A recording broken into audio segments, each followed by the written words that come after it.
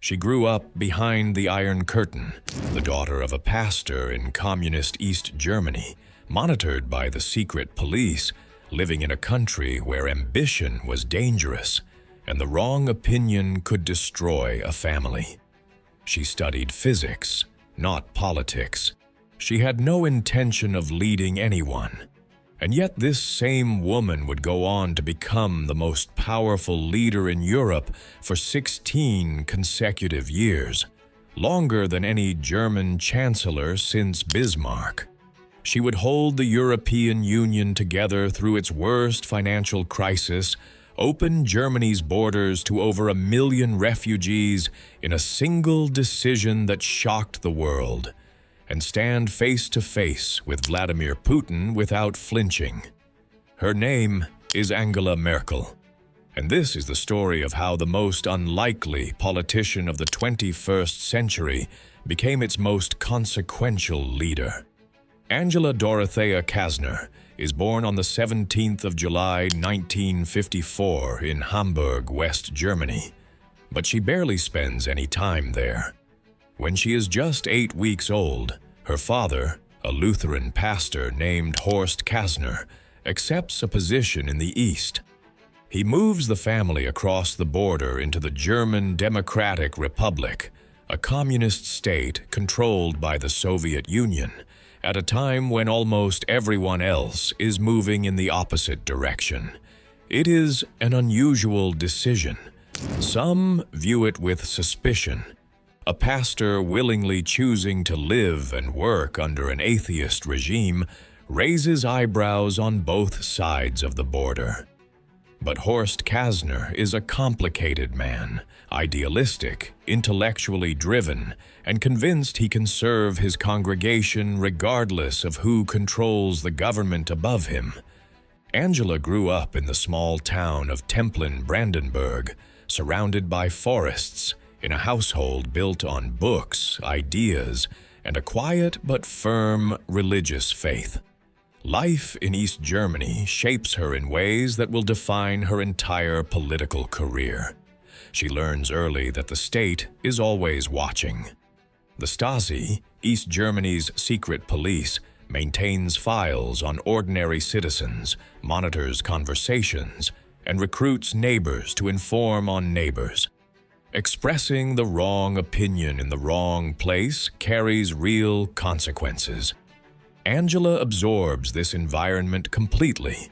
She learns to be careful, to reveal nothing unnecessary, to observe before speaking, to keep her inner world private while navigating the outer world with precision.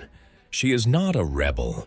She joins the Free German Youth because refusal would have made her father's position impossible. She plays by the rules of the system she lives in, but she never mistakes those rules for truth. At school, she excels in mathematics and Russian, wins a national Russian language competition. Nobody calls her a future politician. She goes on to study physics at the University of Leipzig, then earns a doctorate in quantum chemistry in East Berlin. She is building a life as a scientist. Politics is nowhere in her plans. The Wall, however, has other ideas. On the night of November 9th, 1989, the Berlin Wall fell. Angela Merkel is 35 years old. She is in a sauna in East Berlin, her usual Thursday evening routine. She hears the news, walks to the nearest checkpoint, crosses into the West, has a beer with a stranger, and goes home to bed because she has work in the morning. It is the most Angela Merkel response imaginable to one of the most dramatic nights in modern history. Calm, measured, practical, undramatic. But something shifts in her in the weeks that follow. The German Democratic Republic is collapsing. New political movements are forming overnight. Citizens who spent decades keeping their opinions to themselves are suddenly free to organize, to speak, to build something new. Angela Merkel, 35 years old, a quantum chemist with no political experience whatsoever, walks into the offices of a newly formed democratic movement called Democratic Awakening and volunteers to help.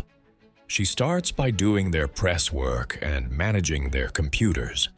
But those who mistake her quietness for passivity are already misreading her.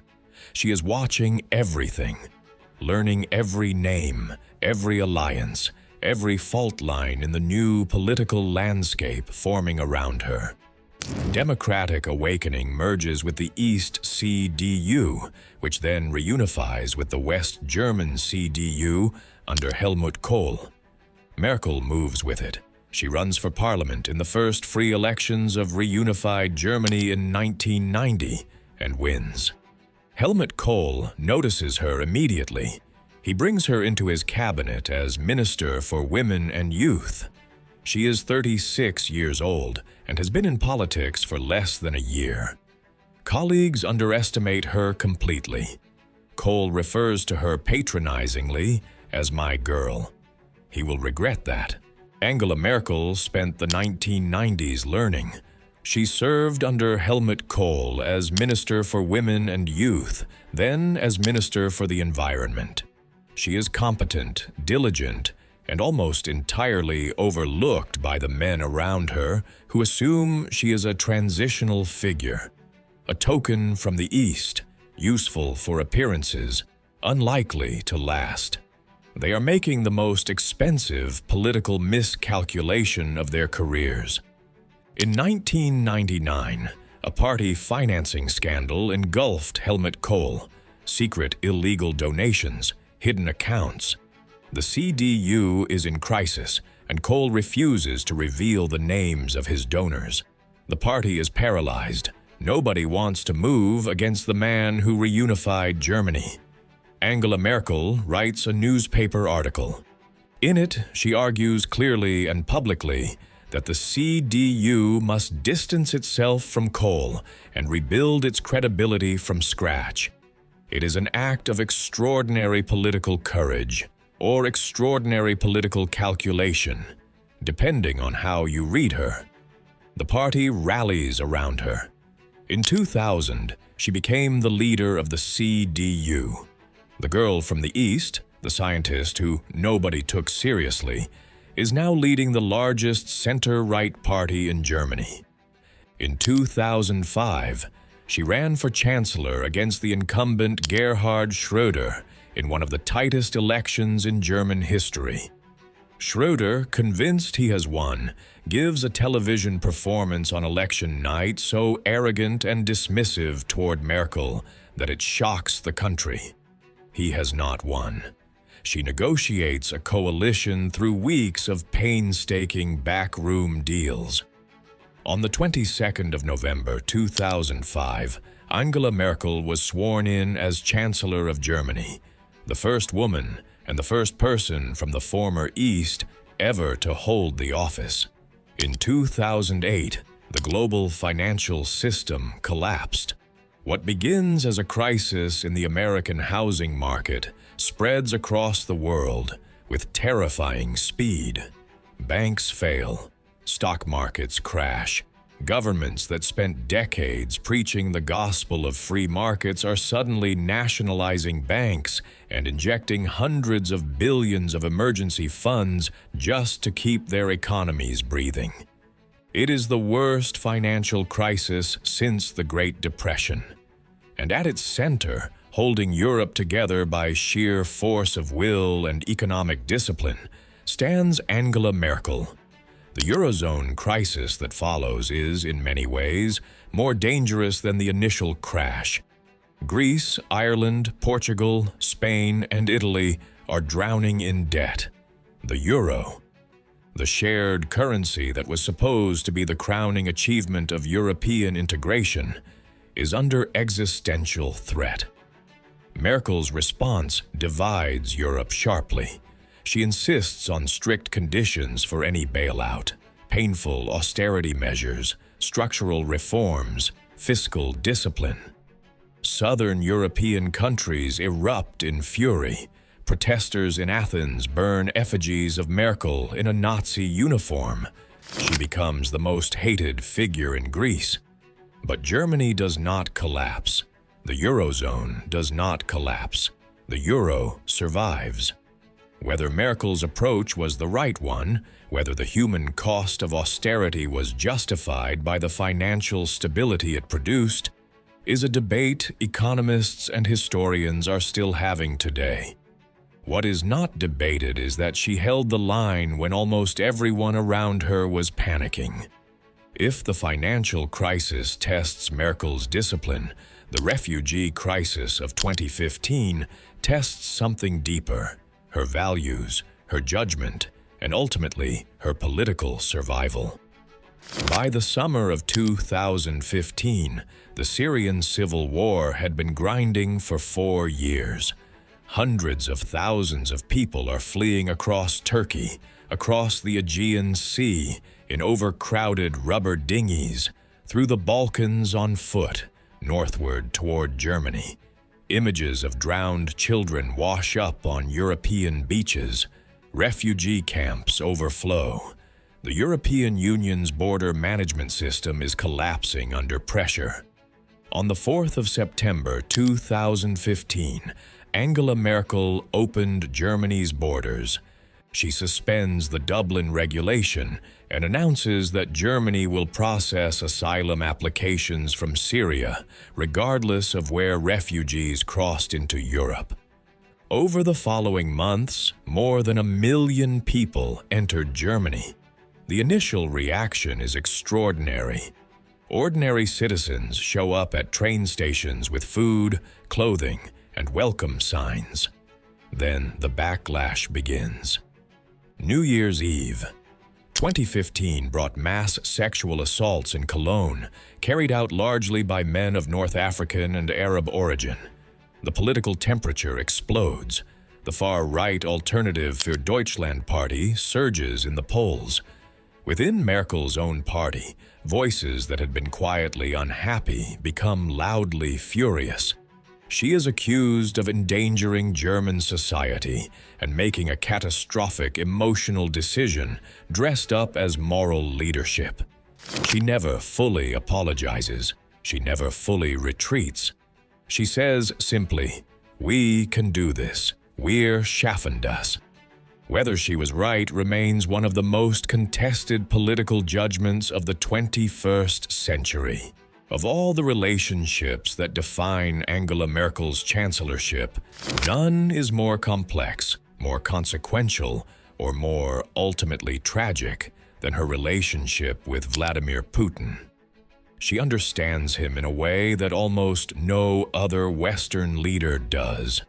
She grew up in a Soviet-controlled state. She speaks fluent Russian. She knows how the system he came from thinks, what it values, and what it fears. In 2007, Putin hosted Merkel at his residence in Sochi, knowing she had a severe phobia of dogs. He brings his large black Labrador into the meeting room and lets it approach her. Merkel sits rigid, visibly uncomfortable, while Putin watches with barely concealed amusement. She later says, "I understand why he has to do this, to prove he is a man. He is afraid of his own weakness." It is one of the most psychologically precise observations any world leader makes about Putin publicly. When Russia annexed Crimea in 2014, Merkel became the primary architect of Europe's response. She negotiates the Minsk agreements, ceasefire deals between Ukraine and Russia that are deeply imperfect but prevent an immediate escalation into full-scale war. She keeps telephone lines to Moscow open when other Western leaders have given up talking. But she also makes a decision that will haunt her legacy permanently. She continues supporting the Nord Stream 2 pipeline, a direct gas connection between Russia and Germany, despite fierce opposition from Eastern European allies, who warn it makes Europe dangerously dependent on Russian energy and gives Putin a weapon he will not hesitate to use. In February 2022, 3 months after she left office, Russia invaded Ukraine. Nord Stream 2 becomes a symbol of catastrophic strategic miscalculation, a pipeline that funded the very war it was meant to prevent. By 2018, Angela Merkel was visibly tired. The refugee crisis has cost her politically in ways that cannot be fully recovered. The AfD has entered the German parliament for the first time, winning 94 seats on the back of anti-immigration fury that Merkel's 2015 decision helped ignite. Her coalition negotiations after the 2017 federal election are the longest and most painful in post-war German history. She forms a government eventually, as she always does, through exhausting patience and methodical compromise. But something has changed. The invincibility is gone. In the summer of 2019, Merkel was seen shaking uncontrollably during 3 separate public appearances, standing at official ceremonies, her body visibly trembling, while she maintained a composed expression on her face. Germany watches with a mixture of concern and alarm. She insists she is fine. She says she is drinking more water. She offers no further explanation. The episodes stop as suddenly as they begin, but the image lingers. The most powerful woman in the world, visibly struggling to control her own body, refusing to show weakness, refusing to ask for sympathy, refusing to explain herself to anyone. It is the most human and the most Merkel moment of her entire career. In October 2018, she announced she would not seek re-election as CDU party leader. In 2021, she announced she would not stand for a 5th term as chancellor. She does not make a dramatic speech. She does not write a self-justifying memoir. She simply steps back. On the 8th of December 2021, after 16 years in office, Angela Merkel handed power to Olaf Scholz and walked away from the chancellery for the last time. Angela Merkel governed Germany for 16 years without a single major personal scandal, without a war of her own making, without the kind of ego-driven catastrophe that has defined so many leaders of her era. In a century already crowded with politicians who confuse noise for strength and chaos for leadership, that alone is remarkable. But her legacy is not simple. She held Europe together through its worst financial crisis in living memory. She opened her country's doors to 1 million refugees when every political instinct said, "Keep them closed." She managed the most dangerous neighbor in Europe with a combination of engagement and firmness that no other Western leader could replicate. And she got things wrong. The Nord Stream pipeline, the pace of Germany's transition away from Russian energy dependency. These are not minor footnotes. They are consequential failures that Europe is still living with today. What her story ultimately teaches us is that power exercised with patience, with scientific precision, and without the need for personal glory is both possible and effective. That the most dramatic thing a leader can do is sometimes simply to hold the line when everything around them is collapsing. That genuine strength does not always announce itself loudly. Sometimes it shows up quietly, in a government office in Bern, in a sauna on a Thursday night, in a newspaper article that nobody else was brave enough to write. She grew up in a country that told her what she could not do, what she could not say, and who she could not become. She became Chancellor of Germany anyway, quietly, methodically, entirely on her own terms.